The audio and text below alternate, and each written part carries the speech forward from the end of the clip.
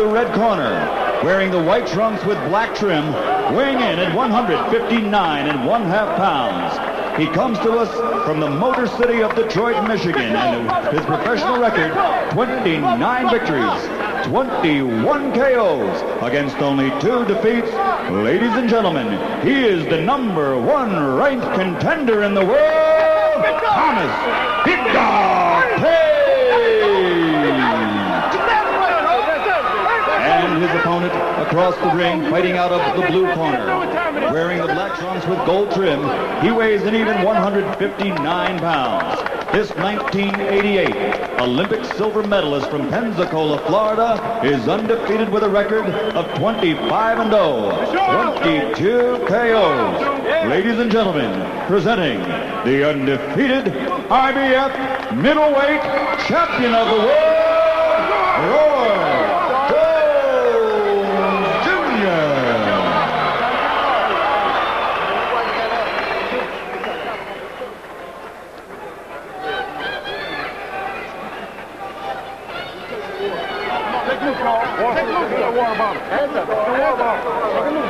Take it loose. Come on. You got to all be loose. Come on. Take it loose. You got to take this shit, dog. You got to take it. Shake loose, baby. Shake loose.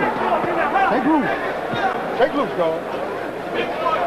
Okay, I spoke to both fighters in the dressing room. I'm cautioning again, obey my commands at all times. Shake, gloves, and good luck. Take loose, baby. Dog time, baby. All right, we're ready to go. Obviously, Thomas Tate trying to bait Roy Jones Jr.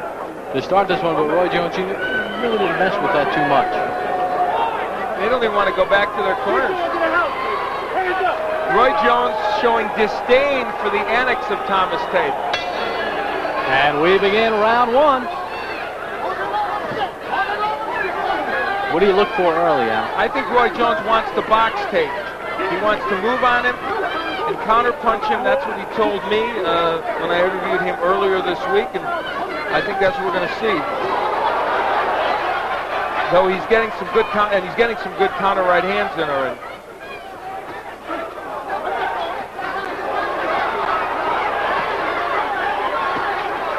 The hand speed of Jones is the big difference here, and would figure to be.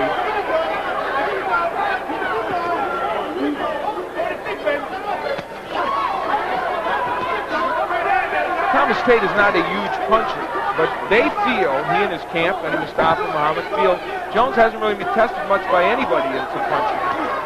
Bernard Hopkins was a good puncher, but couldn't really land effectively against Jones.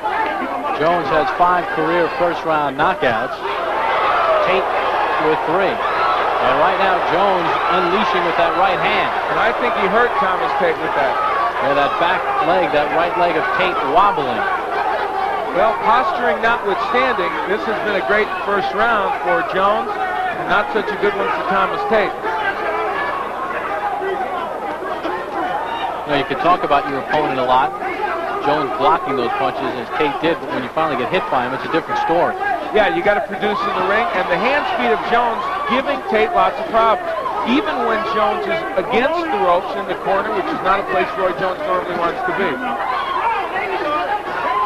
There's the hand speed, and you can see it really makes a huge difference in this fight. Well, left hand scored. There's an uppercut as well by Roy Jones Jr. in the black trunks, and another one.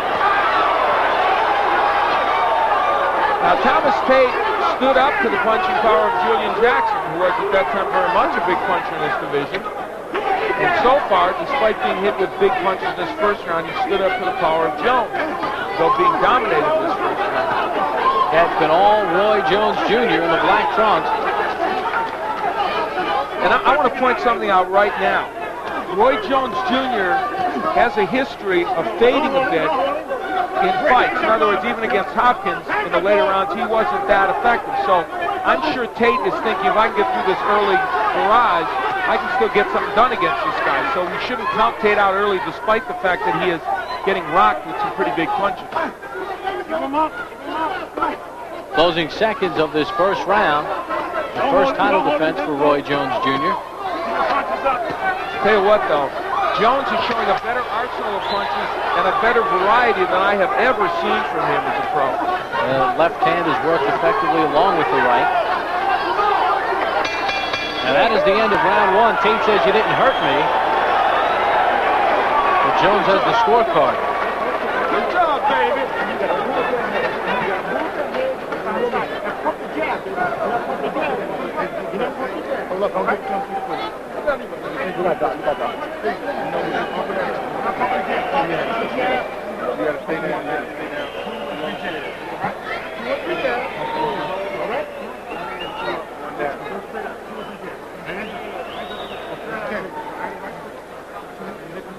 Don't go one down a little bit.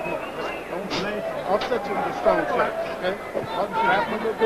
Early in the round, Roy Jones got in the right hand against Tate and got it in repeatedly, using the jab to set it up, and that's why he used that jab. Perfect 1-2 combinations. Then later on in the round, it will be a different weapon. It will be the hooks and the uppercuts by Jones. And what all this does is demonstrate what a good variety of punches Roy Jones has used. Round 2 underway. And interestingly, only 18 of Jones' 96 punches in round 1 were to... Oh, and down goes Tate. Wow. There's an inside left. He's on the corner rope, standing. Richard Steele with the count. Oh, and Tate. That's it. His corner comes out and stops it. And Roy Jones Jr. does a dance early in round 2. His 6th career second-round knockout. Tate just walked right into that inside left.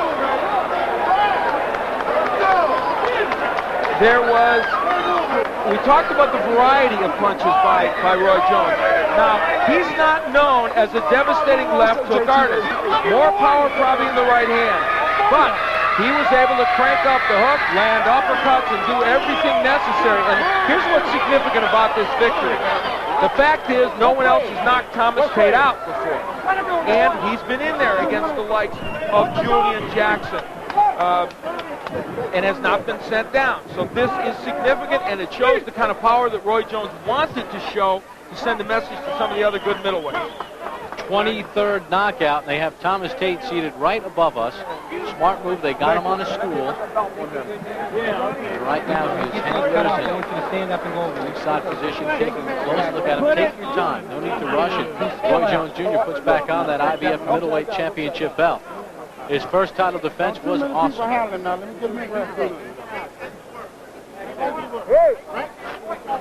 I love it. Well, an interesting start to round 2. Roy Jones Jr. just pummeling Thomas Tate. Number 1, baby.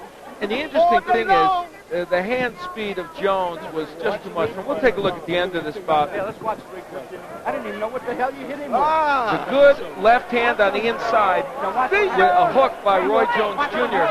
And you know, you don't usually land a left hook like that from the outside, Bob, but Jones was able to do that. Here it is from the outside. I mean, you don't normally land a lunging left hook like that and get it in that fashion. And boy, it landed with a lot of authority. Yeah, Tate was leaning, too. Wow. Looked a little bit like Floyd Patterson in the old days. Remember when he used to kind of jump out there with that hook? Also a Joe Frazier hook that hurt Muhammad Ali at Madison Square Garden in their first fight. Let's take a look. Eddie Mustafa Muhammad comes running right above us to stop this thing. He realized that Thomas Tate was in huge trouble, and you would have to assume Richard Steele was thinking about stopping it anyway. Eddie Mustafa Muhammad says, Just for a moment, Thomas Tate was distressed, but it was, as you see his legs wobble, you know that Thomas Tate did not want anything to do with it. And for Roy Jones Jr., this would be a dance step that Don Cornelius would be proud to put on his show. He looked like Hammer doing a little gallop there. He did indeed. And Thomas Tate was immediately put down on the stool at that point. Roy Jones Jr. celebrates win number 26, his 23rd knockout in very, very impressive style. Number 1. Now we take you up to our ring announcer, Michael Buffer. Ladies and gentlemen, referee Richard Steele calls a halt to the bout. 30 seconds into round number 2. The winner by TKO victory, and still the undefeated IBF middleweight champion of the world, Roy Jones Jr.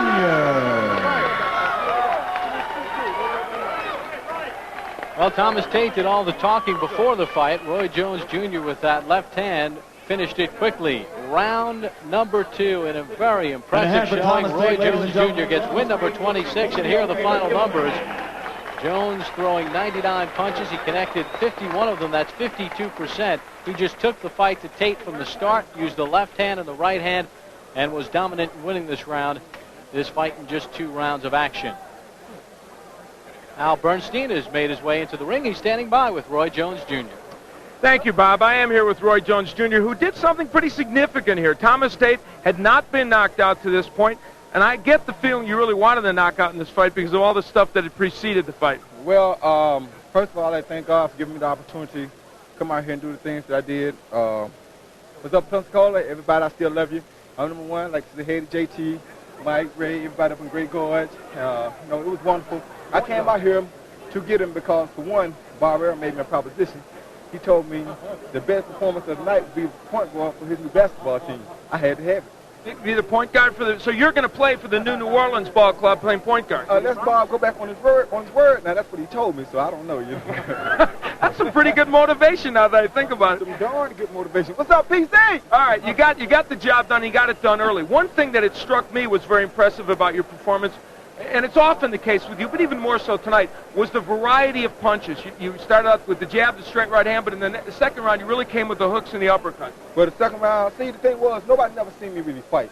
Everybody see me move around the box because, like I told you, I don't get paid to really fight. So tonight, I was out here, and I said, my title's on the line, so I may as well go ahead and fight. So he wanted to fight. He talked about how he's going to come at me. Let's go, baby, let's go. Is part of that also the fact that, let's face it, people are thinking now in terms of these mega fights. You against Tony. There's Gerald McClellan out there. There's all these middleweights and super middleweights out there. Is part of it to establish in people's minds that Roy Jones Jr.